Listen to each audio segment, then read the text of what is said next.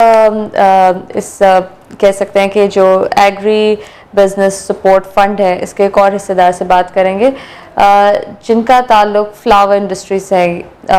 ये एक female entrepreneur है जो इस बिजनेस को देख रही हैं, इसे ग्रो कर रही हैं, इवन एक्सपोर्ट के प्रोस्पेक्ट्स को एक्सप्लोर करने की कोशिश करें किस तरह से। Let's speak to her. और अब मेरे साथ मौजूद हैं नौशीन सरफराज जो CEO हैं फ्लोरा केयर के लिए। फ्लावर इंडस्ट्री से इनका ताल्लुक है। ये इनका अपना बिजनेस है, तकरीबन इनके पास 12 एम्प्लॉयज़ हैं। अगेन अनदर एंटरप्रेन्योर जिनका ताल्लुक SME सेक्टर से है। पिछले 18 साल से इनका बिजनेस ऑपरेट हो रहा है। जिन मुश्किलात का ये सामना करती आई हैं उसके बारे में बात होगी, और फ्यूचर प्रॉस्पेक्ट्स में जो एक्सपोर्ट की अपॉर्चुनिटीज़ जो ये देख रही हैं उसके बारे में मैं इनसे बात करना चाहूँगी। जी अस्सलाम वालेकुम। अस्सलाम वालेकुम।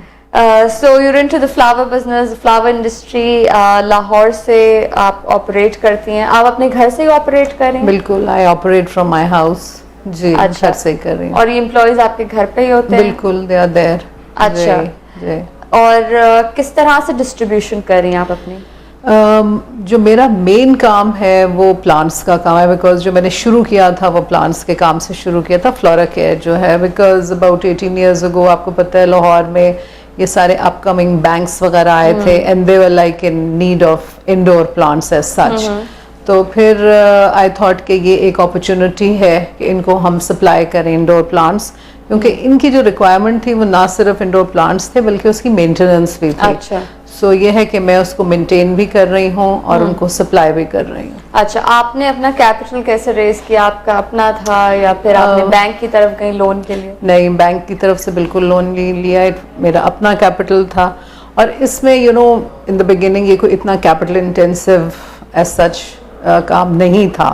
बिकॉज इसमें मेन ये था कि प्लांट्स आपने खुद रेज करने हैं, छोटे प्लांट्स आपने ले लेने हैं, उनको आपने खुद प्रोपेगेट करना है। सो डोंट यू थिंक, जो आपकी बात मैं सुन रही हूँ इससे मुझे ये आइडिया मिलता है that every person can start a small enterprise, can start a small business. एक छोटा बिजनेस आप शुरू कर सकते हैं while ignoring all other factors के क्या मुश्किलात आपको हो सकते हैं, बैंक से लोन मिलेगा कि नहीं मिलेगा। ऐसे छोटे बिजनेस आप अपने घर से खुद शुरू कर सकते हैं। बिल्कुल, ये चीज़ आप शुरू तो कर सकते हैं, लेकिन इसके लिए जो सबसे ज़्यादा ज़रूरी चीज़ है वो नो हाउ है। ओके।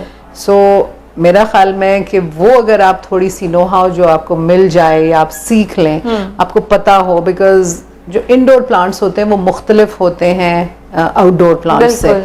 सो आपको पता होना चाहिए कि भाई इंडोर प्लांट्स कौन से होते हैं, उनकी क्या रिक्वायरमेंट होती है, उनके क्या सॉइल्स होते हैं, उनको कैसे आपने ग्रो करना है।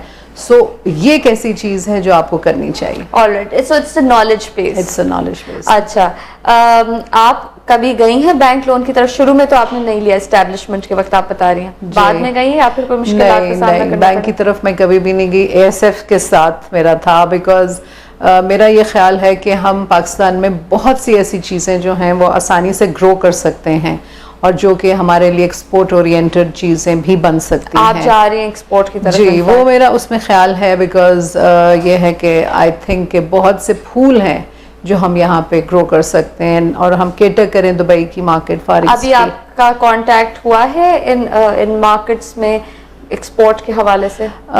तकरीबन कोई 3 साल पहले मैं दुबई में थी और वहाँ पे मैंने एक सर्वे कंडक्ट किया था कि उधर कौन से फूल कहाँ से आ रहे हैं, क्या डिमांड है, क्या चीज़ आ रही है।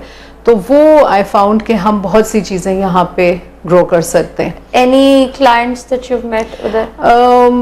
Not clients as such, but like people in general जिनकी अपनी शॉप्स हैं। अच्छा। जो बेच रहे हैं, जब उनसे जब बात की, बिकॉज वहाँ तो सब इम्पोर्ट ही होता है, वो लोग तो खुद तो ग्रो करते नहीं है, तो वो इंडिया से बहुत आ रहा है।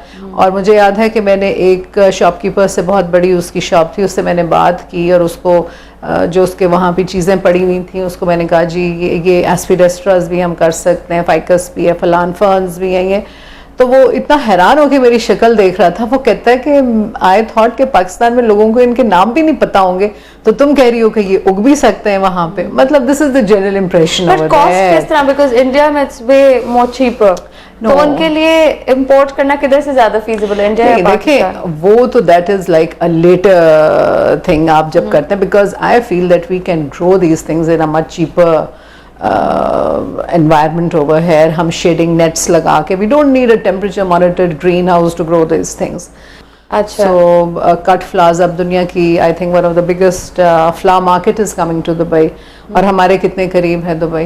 बिल्कुल. So I mean there's a lot of potential, मतलब I feel कि हमारा जो यहाँ अच्छा, तो आप अब ये मार्केट्स एक्सप्लोर कर रही हैं जहाँ से डिमांड जनरेट हो रही है, स्पेशली ये जगह जहाँ पे इंपोर्ट बहुत हो रहे हैं flowers, so why aren't we going there. और कम्युनिकेशन वाइज आप घर से ऑपरेट कर रही हैं, communication how important is it for you while operating from your house? That's very important, communication. आपको पता है flowers and plants तो perishable products हैं, इनको तो you have to be like very careful with them. So इसके लिए ये है कि but since I am operating from Lahore और मेरा जो scope of business है वो भी सारा लाहौर ही में है, it's not like outside. Although I do have a farm in Sheikhupura, तो लेकिन मुझे उसमें कोई मसला as such जो है वो नहीं आ रहा. I've got my own vehicle, मेरा अपना वो एक. But of course आप communicate तो उनसे कर रही होंगी. Of course after कह सकते हैं कि थोड़ी थोड़ी देर बाद बात करने की ज़रूरत पड़ती होगी. बिल्कुल. But that is like आजकल आपको पता है कुछ सालों में communication जो है वो इतनी advance हो गई है with the mobile phones, with the emails and computer and all that.